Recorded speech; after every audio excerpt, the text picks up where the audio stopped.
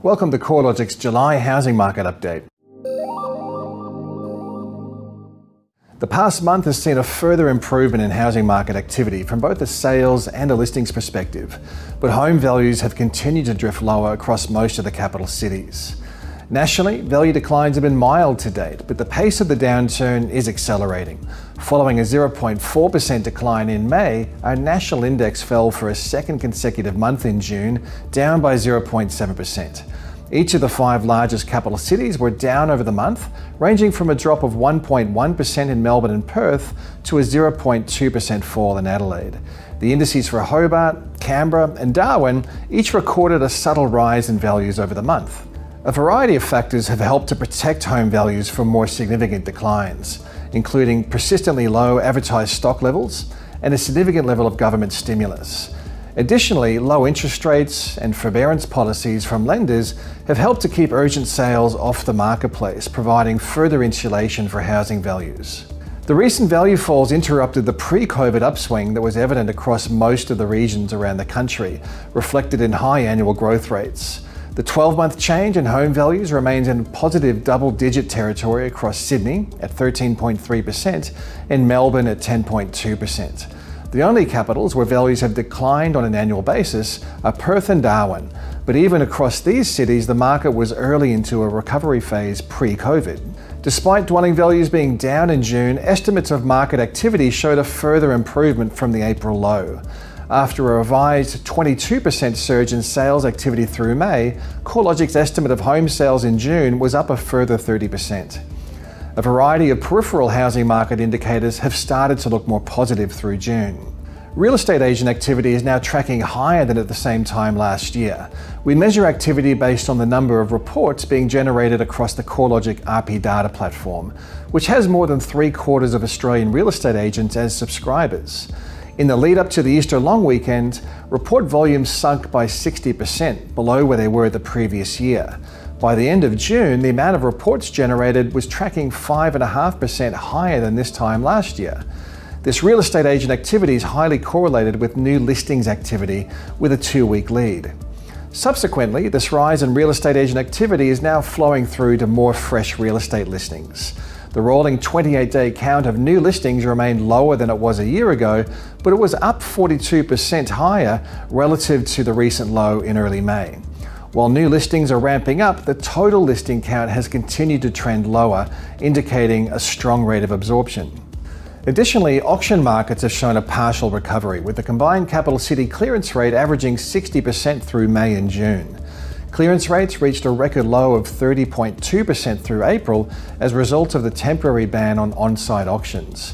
This saw withdrawal rates peak at 56%, and more than 80% of successful auction sales were negotiated prior to the auction rather than under the hammer. Since late May, as the ban on auctions was lifted, withdrawal rates have normalised, and the large majority of auctions are now selling under the hammer rather than before or after the event. Consumer sentiment readings provide a further signpost for improving housing market activity. After plunging in late March and early April, consumer sentiment readings have rebounded, demonstrating the ability of consumers to make high commitment decisions.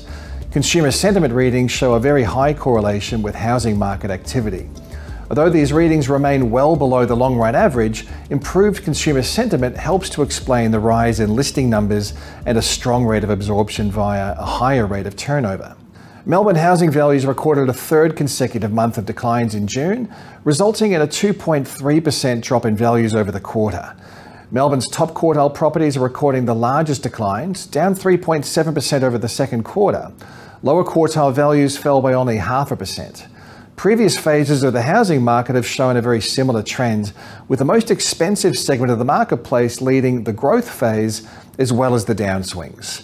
Melbourne rents were down 0.6% in June, with the unit sector recording more substantial downwards pressure on rents than houses.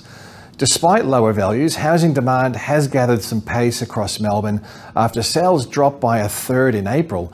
Our estimate of sales in June was up almost 60% on that April low. So far, the impact from COVID-19 on housing markets has been milder than initially anticipated. Home values are drifting lower, but they're not crashing, and transactional activity has shown a remarkable recovery after plummeting in April. Part of this resilience in values and improved market activity can be attributed to the massive amount of government stimulus and to the mortgage repayment holidays on offer, but other market-driven factors are also at work. A scarcity of advertised supply is one factor helping to insulate home values, with CoreLogic estimating the sales to listing ratio is tracking around 1.3, meaning for every additional new listing being added to the market, there's about 1.3 sales.